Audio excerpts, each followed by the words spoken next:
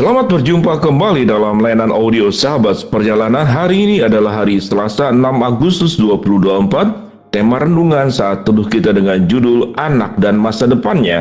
Firman Tuhan terambil dalam Lukas pasal yang kedua, ayat yang ke-41 sampai dengan ke-46.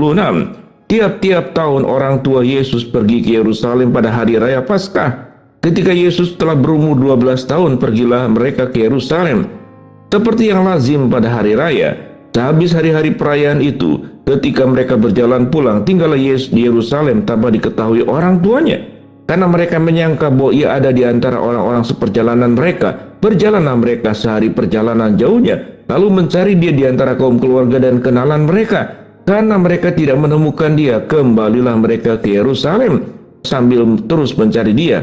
Sesudah 3 hari, mereka menemukan dia dalam bait Allah. Ia sedang duduk di tengah-tengah alim ulama sambil mendengarkan mereka dan mengajukan pertanyaan-pertanyaan kepada mereka. Mari kita berdoa.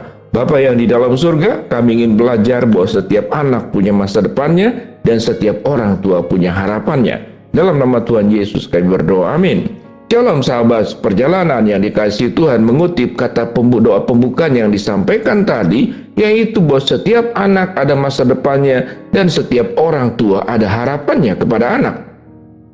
Kalau kita melihat bahwa tatkala anak punya masa depan, orang tua punya harapan, lalu kemudian cocok sama-sama. Anak punya masa depannya ingin jadi dokter, kemudian memang orang tuanya juga berharap anaknya jadi dokter, maka cocoklah, jodohlah, ketemu antara mimpi anak dan juga harapan orang tua. Tetapi tatkala antara mimpi anak dan harapan orang tua itu berbeda, maka timbullah banyak konflik di dalam keluarga. Dan kita melihat kemudian timbullah tarik-menarik antara kehendak anak dan kehendak orang tua. Tidak jarang kemudian juga berakhir dengan berbagai macam masalah yang ditimbulkan. Tatkala anak mengambil jurusan kuliah menjadi sebuah problem karena harapan orang tua dan mimpi anak tidak sejalan. Bahkan apa yang menjadi mimpi anak itu adalah yang tidak disukai orang tua. Atau sebaliknya, apa yang menjadi harapan orang tua itu bukan mimpinya anak. Tentu dalam konteks ini tidak sama dengan apa yang terjadi antara Yesus sebagai anak dan orang tuanya. Tetapi di sini ada perbedaan tentang fokus. Bahwa apa yang menjadi fokus orang tuanya setelah tiap-tiap tahun sebagaimana kebiasaan orang-orang Yahudi, mereka pergi ke Yerusalem pada hari raya Paskah. Ketika Yesus berumur 12, maka selesailah urusannya. Setelah ke Yerusalem merayakan Paskah, mereka akan pulang ke tempat masing-masing. Tapi rupanya fokus Tuhan Yesus bukan fokus pulang ke rumah, tapi fokus Tuhan Yesus adalah dia senang dan suka di bait Allah. Ia suka belajar firman. Sehingga pada ayat ke-46 dikatakan sesudah 3 hari mereka menemukan dia dalam bait Allah. Ia sedang duduk di tengah-tengah alim ulama sambil mendengarkan mereka mengajukan pertanyaan-pertanyaan kepada mereka. Jadi ada fokus. Kalau berbicara tentang anak, setiap anak itu punya fokusnya. Yesus tentu fokusnya adalah ke bait Allah. Yesus fokusnya adalah mengajar. Di dalam usia anak-anak 12 tahun dikatakan yaitu melakukan pertanyaan-pertanyaan dan sedang duduk di tengah-tengah alim ulama sambil mendengarkan mereka, dan Yesus mengajukan pertanyaan kepada mereka. Yang kita lihat di sini, memang tidak ada catatan bagaimana orang tuanya memarahi, karena catatan Alkitab tentu meliput peristiwa tidak seluruhnya. Tetapi 3 hari lamanya mencari Yesus setelah Yesus, orang tua Yesus dengan sanak suami yang lain melakukan perjalanan sehari. Dalam perjalanan sehari kemudian kembali lagi. Berarti 1 hari lagi kembali ke Yerusalem. 3 hari mencari Yesus. Betapa sulitnya saat itu. Berbicara tentang transportasi tidak seperti zaman sekarang. Bandung Jakarta bisa ditempuh hanya 38 menit dengan kereta api cepat Wus.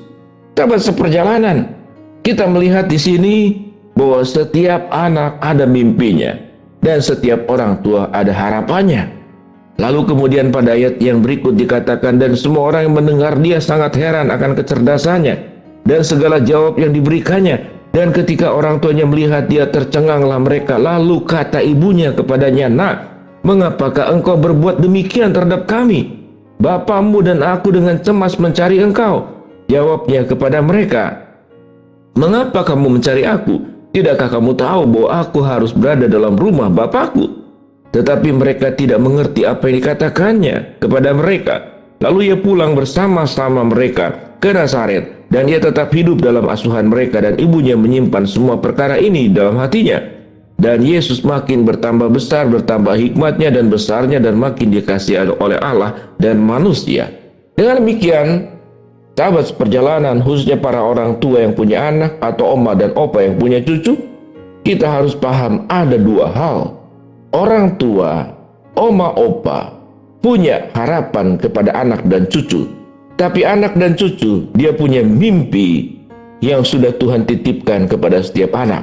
Sehingga harapan setiap kita itu harus tunduk kepada kehendak Allah di dalam jalan yang akan dilalui, yang akan ditempuh, yang akan dilakoni, yang akan dikerjakan oleh anak dan cucu. Setiap anak itu pada prinsipnya adalah titipan Tuhan, bukanlah milik para orang tua. Orang tua itu adalah hanya menjalankan apa yang menjadi perintah Tuhan, sehingga jangan memaksakan kehendak. Setiap orang tua perlu berdoa di hadapan Tuhan. Apa yang menjadi rancangan dan rencana Tuhan di atas kehidupan setiap anak dan cucu yang ada dalam lingkungan keluarga kita, maka kita tidak boleh memaksakan harapan dan kehendak kita. Tetapi harapan dan kehendak kita harus kita taruh. Kita boleh mengarahkan, kita boleh membimbing, tetapi harus dibawa kehendak Tuhan. Karena setiap anak ada rancangan Tuhan, setiap anak ada rencana Tuhan, dan rencana dan rancangannya itu akan menjadi mimpi daripada anak dan cucu kita, untuk mereka lakoni, untuk mereka kerjakan, untuk mereka kejar, untuk mereka hidupi, untuk mereka jalani, menjadi sebuah perjalanan hidup panjang bagi keturunan kita di dalam rancangan Allah. Tentu mimpi harapan anak pun perlu dikuduskan. Demikian juga harapan orang tua pun perlu dikuduskan. Dua-duanya perlu dikuduskan di dalam kehendak Allah. Anak pun tidak boleh kemudian punya mimpi dari keinginannya sendiri. Dia perlu juga berdoa di hadapan Tuhan sehingga menangkap apa yang Tuhan kehendaki. Orang tua pun sama. Kita boleh punya harapan, tapi harapan kita harus ada dalam kekudusan Tuhan, dalam kehendak Tuhan. Apapun profesinya, mungkin kita berharap anak cucu kita jadi pebisnis, jadi dokter, atau jadi lawyer, atau jadi ekonom, atau jadi guru, atau jadi dosen. Ada banyak pilihan. Di dalam setiap pilihan hidup, biarlah kita menaruh semuanya di dalam doa kepada Tuhan. Ya Tuhan, kuduskanlah, biarlah harapanku itu menyatu dengan harapan Tuhan, sehingga hanya kehendak-Mu saja yang terjadi di atas setiap keturunan yang terhasil dalam keluarga kami.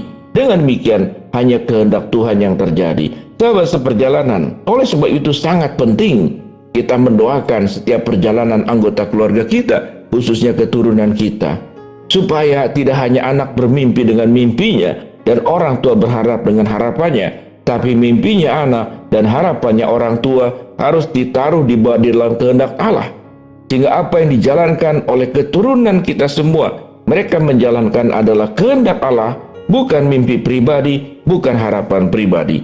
Mari kita berdoa. Bapa dalam surga, terima kasih buat kebenaran firman Allah yang kami pelajari tentang anak dan masa depannya.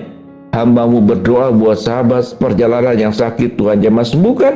Sahabat perjalanan yang sedang menghadapi masalah, Tuhan bukakan jalan. Sahabat perjalanan yang sedang berdoa mengharapkan sesuatu, Tuhan kabulkan dengan cara dan waktunya Tuhan. Di dalam nama Tuhan Yesus kami berdoa. Amin. Shalom sahabat seperjalanan, Tuhan memberkati kita semua.